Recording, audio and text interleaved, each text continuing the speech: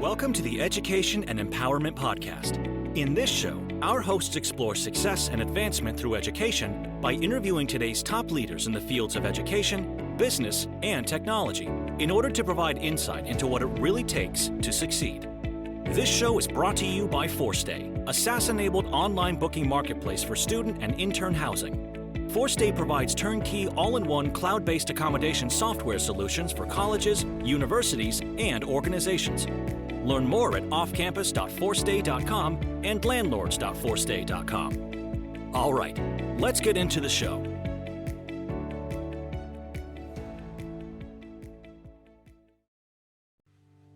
Welcome to another great episode of Education and Empowerment Podcast. This is your host, Bakhtiyor Isoev, and this episode is an interesting episode about the changing nature of student and intern housing in North America and what educational institutions should expect. As you know, with COVID-19, that really accelerated the emergence of new models and trends, we have been seeing a lot of changes that continue to shape the way students and interns experience accommodation. Many educational institutions and corporations and other companies that are involved in student and intern accommodation experience really have to adapt to the new changes that are happening.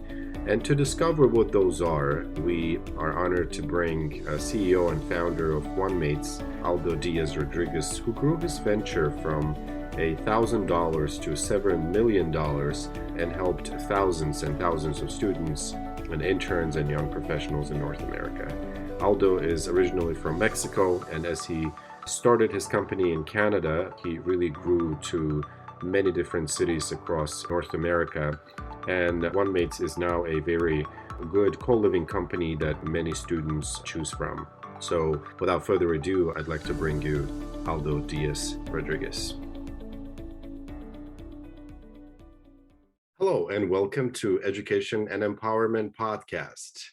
This afternoon, we have amazing opportunity to welcome CEO and founder of Vanmates, Mr. Aldo Diaz Rodriguez. Without further ado, Aldo, welcome to our show. Mr. Bob, thank you so much for having me in your show. Really appreciate it. Amazing. We're very thrilled and very honored to have you. The conversation we're going to have today is very timely, not just for today, but also for, the past 6 months to a year and also moving forward. So we are delighted that we can have this conversation with you today. And as we get started, I was wondering that get us off the ground with a quote or a motto that helps you wake up in the morning. There's a bunch, but something that really keeps into my head is basically take care of work and work will take care of you. It's something that I always really think about it. It's like, well, why you work so much? Well, work is taking care of me. So I need to take care of work. That's amazing. And when speaking of work, a new place that become home for you is a country called Canada. Tell us how you got to Canada. Yeah, it's a very, very long story. I actually arrived here in Vancouver, BC when I was 17 years old. I came here to study English at the beginning. I'm originally from Mexico. And then after I just fell in love with the city. And after that, I fell in love with the country. So I just wanted to call Canada my second home. So I applied for a few universities and I ended up doing my bachelor's degree here, graduated, started working in Vanmates, and the rest is history, basically. Great. Aldo, thank you for sharing that. Coming to Canada is definitely, a great place. And I'm sure there is a lot to it that led to creation of Vanmates.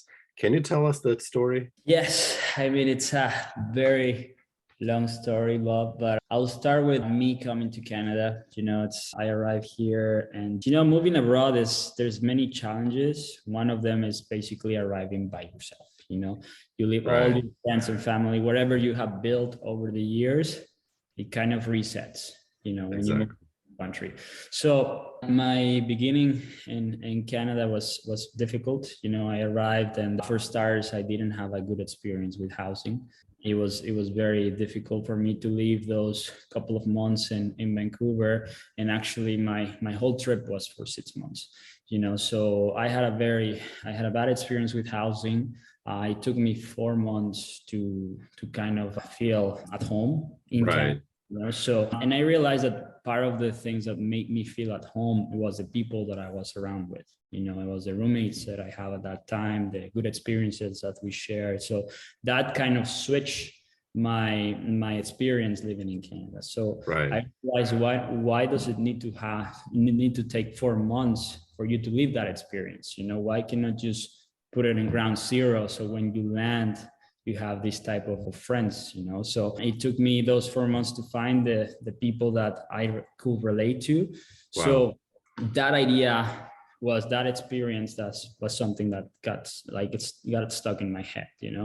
After that, I went back to Mexico, and then I came back for university, and I had to do a business plan at that time, and it just, I thought about housing, like, oh my God, I had a very bad experience at the beginning. How can I make it better? And I started writing a very simple idea. And after I finished that business plan, I was like, well, it sounds really good. Why don't we just try it out? Why don't we just try?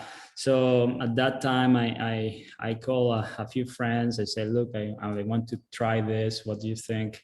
Few were like, oh, it's a good idea, but I'm not too sure, So I got a couple of early rejections in terms of finding someone who could eventually come with me. And then I found this other friend that was a bit older. He ended up being one of my best friends here in Vancouver now.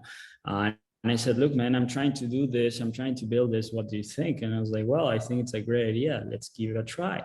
Right. So we start pitching to landlords and real estate owners to say, look, we're Vanmates, we're trying to do this and that, and we're trying to create this co-living experience. And you have a bunch of them say, no. And potentially we got into we run into this guy that we said, look, we pitched the same idea that we got rejected before. And he said, yes. And when he said yes, we were like, really? You trust us? So we were like, okay, so we never reached to that stage on what happens after, right? So exactly. So we got $1,000 in our pocket, and we said, look, let's give him our deposit to this guy.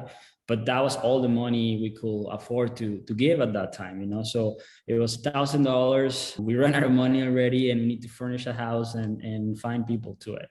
So I remember that was a Wednesday that we signed. What we did was furnish the entire thing with free Craigslist furniture that we were riding around and finding and collecting. We did all our staging in those days. And then on Sunday, we have our viewings. We had people that came in, and surprisingly, we sold out in a day. We put our selling hats, and we started selling that house as much as we could. And then we managed to fill out the house. We sold out that day, and we were like, oh, we could do this again and again and again, So we started doing that, and we are where we are now, which is, Vanmates that is in multiple locations in Canada. We grow to 7 figures revenue, and we keep growing year by year. That's crazy and good. I mean, look at, how many rejections you had to go through to get with like $1,000. Aldo, this is, very inspirational. I think one of the attributes to success is hard work, but is there anything else that you would attribute to the secret sauces? I mean, would partners were important for you in growing? Was capital important for you? Or maybe the market conditions? Can you give us that reflection? Yeah, for a company that has been bootstrapped, it's something that, you see.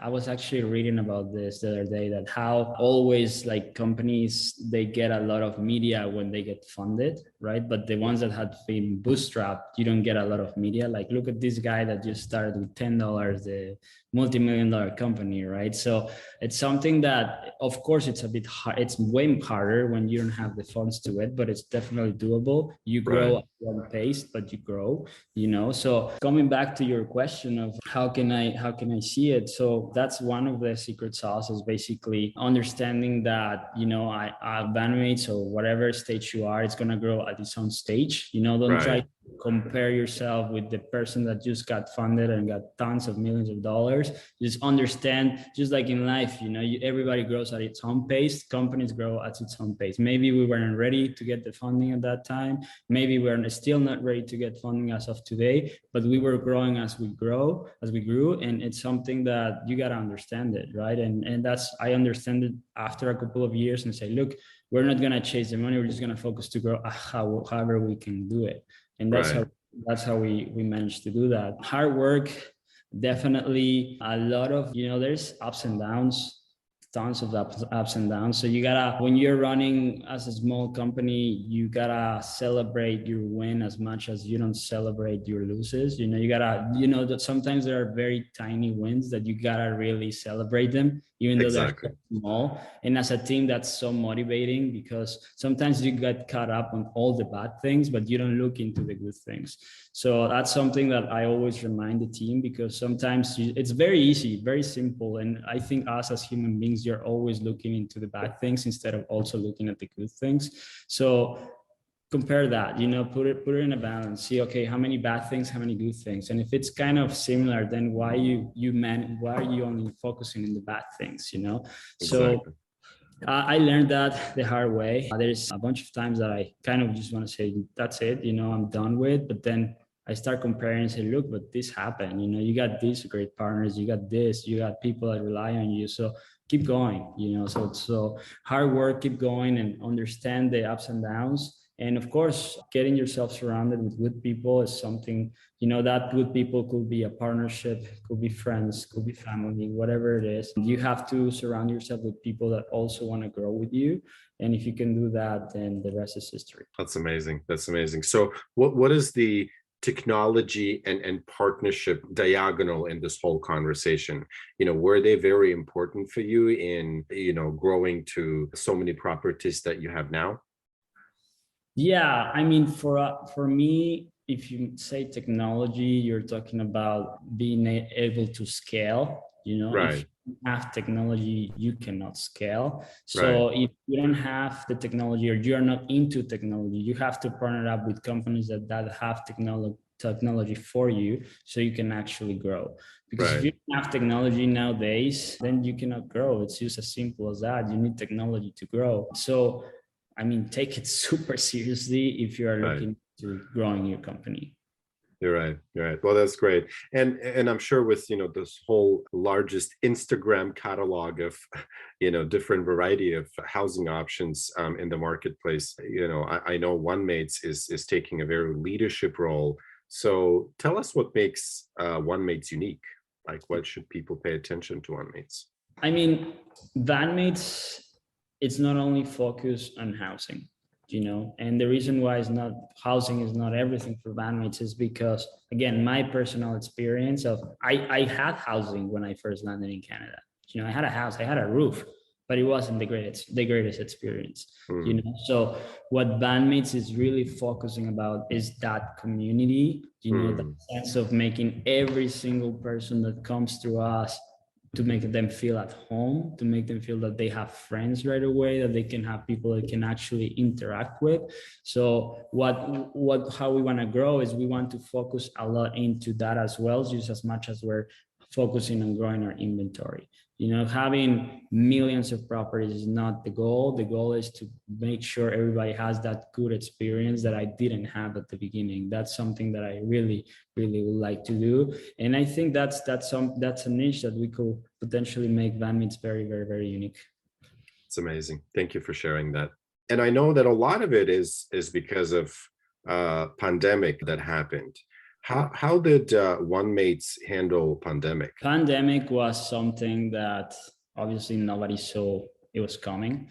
I remember, I believe it was COVID happened 2020, right? Early 2020. 2019, it was a very, very good year for Vanmates. We were so happy. I remember at the Christmas party that year, we were so excited for what 2020 was going to bring. Right. And after a few months, we realized our plans has changed, and for us, I mean, anybody that was managing or leading a team to explain the situation of COVID, it was very, very difficult, right? Because you're always trying to give security to your team, try to make them stronger. And at that time, what holds you wasn't holding you anymore. So it was very tough times to lead. They said that it's easier to lead when everything goes well, but it's definitely, a true leader is when you start to manage when everything is not good, right? So we have to make a bunch of hard decisions, but at the same time, I realized that, we were putting all our eggs in one basket, and Right. that's that, in any investing, any business is something that you shouldn't do. So that kind of woke me up to say, okay, we cannot have all our eggs in one basket. Second of thing is like, we need to basically, being able to switch our directions as well. Because sometimes you're so focused on one thing that when it's not happening, you have to be able to adapt to a new thing, right? And that's kind of how I handle it. Say, look, right now we've been focusing so much on international education, but there's no students coming, right? So we got to switch a little bit more on the local market. We got to work a little bit more in young professional market and try to adapt to that while our international education comes back. And that's exactly what we do. And also at that time, I remember reading a quote that says, you got to protect what you already have. Because, sometimes you get caught up on saying, I want more. And you actually get more, but at the same time, you forget what you already have. Exactly. That kind of, at that time, you couldn't get more because the whole market basically got on hold. So say, look, you already have that. And I started looking at our previous contracts, partners, and everything. Was like, well, like we have created a good portfolio that I wasn't very focused on it before. I mean, someone else was focused on it, but I wasn't very focused on it. So it's kind of catching up with, with all these people that we already had partnerships. It was great to catch up again and kind of not just looking at the growth, but see what you have and protect it, right? That's the important thing, protect what you have. And that was actually one of the biggest lessons that COVID taught me. It says you gotta protect what you already have. Yes, you have to strive for more, but protect what you have. So with those strategies, being to adapt quick, protecting what I already had, that's something that helped me to basically look after Vanmates when the whole industry was kind of on hold, and we survived. We had to make hard decisions at that time, but everything we did was just to protect the company, and that's what we did, and we're here now. Protect the base. Yeah, that's exactly right. And what's interesting, it actually reminds me of all the different conversations and dialogues that higher education industry folks were having during pandemic, as strategizing and re-strategizing. And I've been involved in a number of these conversations to reveal that exactly what you said. Let's look at what we already have. What are those areas that need to be well taken care of, with our mission and vision, because, so much of pandemic really brought us, the ability to do pivots, but, is pivot something that was necessary? I know it's a topic for a separate discussion, but what it really revealed is that many of these higher education folks that we talked to started discovering that the industry is changing, right? I mean, I'd like to think of it as in the past, when you wanted to sell something to somebody, you would say, first come, first serve. And this just became a reality right now, where, availability of housing, despite all the different trends that are happening, has really skyrocketed. So my question to you, Aldo, is what would you say are the trends that you are seeing as an entrepreneur in student and intern housing? What are those highlights of the changing market that's visible right now?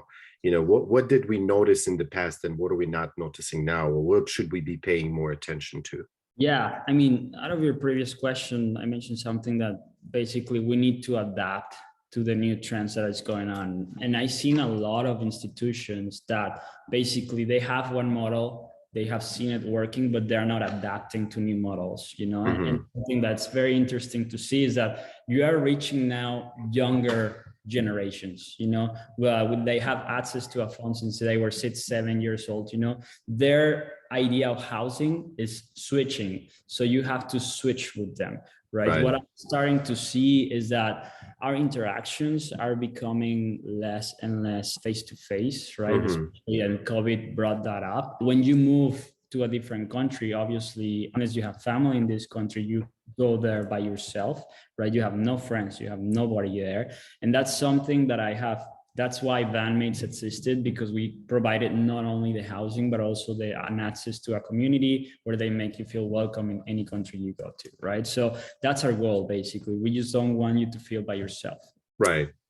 In terms of bigger institutions, I feel like that's something they have to take really into consideration, because of course you have a community in your school, Correct. but you have a community outside of your school, because you spend 5 to 6 hours at whatever institution you go to, but then you have another 15 hours in the day that what do you do, right? Or Mm. where are you living? And at the end of the day, those memories, or where you live, where you're staying, is something that stick in your head for the longest. So obviously you have your community in school, but you also want to have a different community. So I'll say that any type of housing that is related to community building is definitely the future, because we are becoming Right.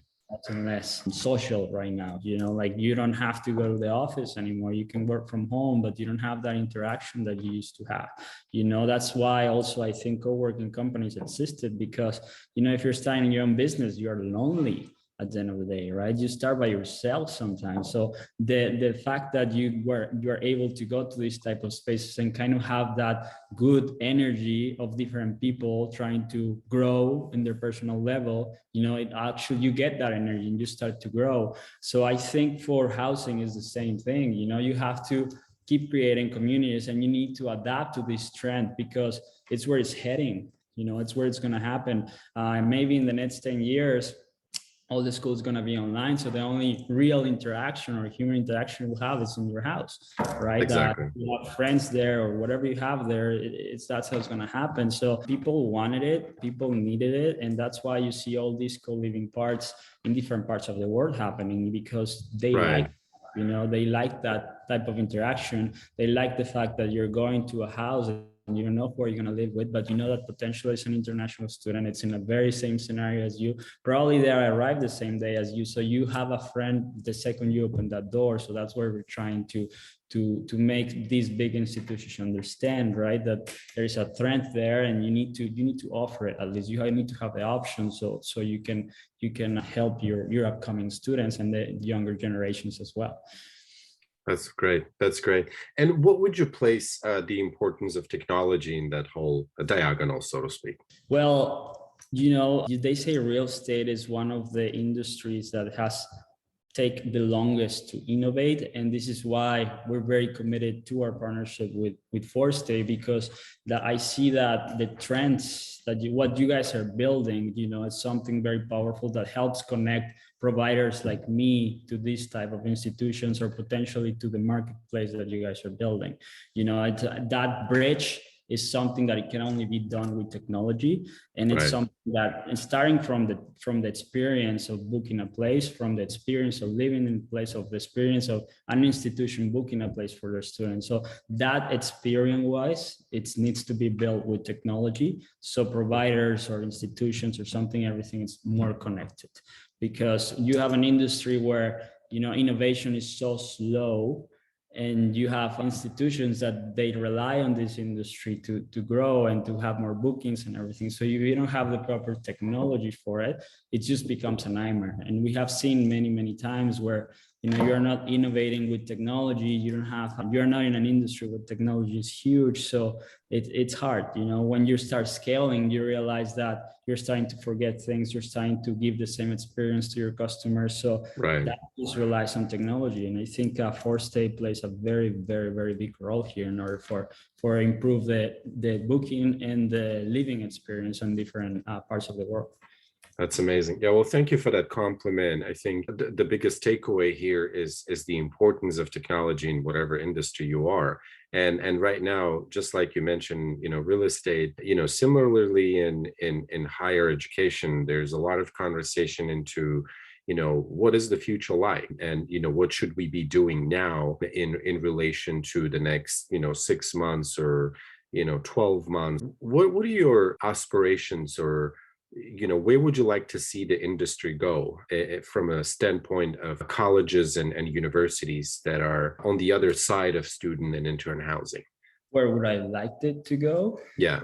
Or where do you see it's going? I see that younger managements or managements where are easier to adapt to new technologies are actually implementing, or they're seeing this vision of how the industry is changing. What I would love to see is for more of these executives or managements to actually copy this trend or see this trend and have their own idea of it, at least read it, understand it, and then you can create your own concept. Because at the end of the day, it's not about me, it's not about you, Bob, it's about the upcoming students traveling abroad. So Exactly. we have to really understand what they're looking into, what type of housing they're more interested into, and we have to adapt to that, because they are the ones that decide at the end of the day. And for us, what we're trying to do is just to provide the best housing experience, and I'm sure for any institution it will be the same.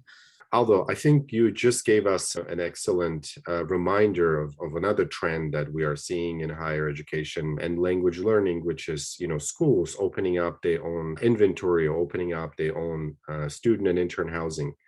Can you expand on that topic a little bit? What would you say are the downsides or advantages of doing that? I mean, advantages is that you basically can have all your students in one place, which is great. You always see in the movies how basically you run into this classmate that you really like, and then it turns out they lives in the same dorm or whatnot. It's always great to have that feeling. The downside of it is, I mean, I can think of many, but one of them is that the management that it implies to run it, if you don't have any experience, or if you are underestimating the amount of time and the amount of work that is going to make you run a building or run your own things, you gotta really think into consideration. And there is when I get a lot of phone calls, actually, I get a bunch of institutions that they basically say, we got tired of it. We didn't understand how difficult it was, or, I'm in the business of education, I'm in the business of housing. I'm like, yeah, Right. I mean, it's a totally different gig, so you need technology for it. You need to have experience. You need to know how to manage properly. The customer service is totally different. It's many, many things that you perhaps don't see it. You will think of like building something and then just running it very smoothly, or having a caretaker and that's it.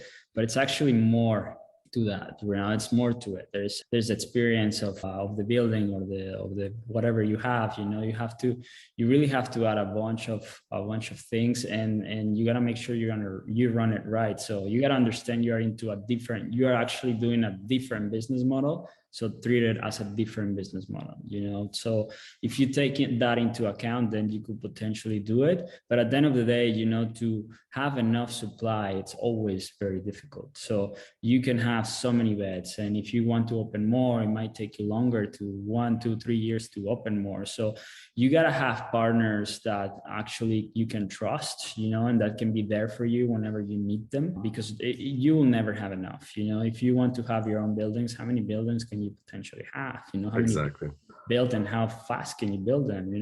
It reminds me of the model of Airbnb against a conventional hotel. There's this famous quote where, I think it was the Sheraton, we just opened 100 beds in Dubai, and it's like, well, we just opened thousands of beds around the world. So Right. it's a totally different gig. So at the end of the day, you got to decide where you want to do it, and you got to understand that it's probably, if you're going to do it on your own, it's not going to be enough. If you actually grow as an institution, you are just going to need to rely on different partners, and you got to be ready for that.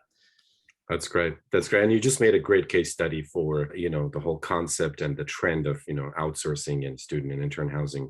Aldo, this has been a very inspirational episode. I did learn a lot myself, and I'm sure that our podcast listeners will do also. Thank you for sharing yourself with us today and giving us opportunity to learn from you. This will conclude our episode. We hope to see you next time. And your, again, thoughts and insights were very, very helpful. For our podcast listeners who are not subscribed or would like to subscribe or bring other people to subscribe, please do so on podcast.forstay.com or check us out on Apple Podcast.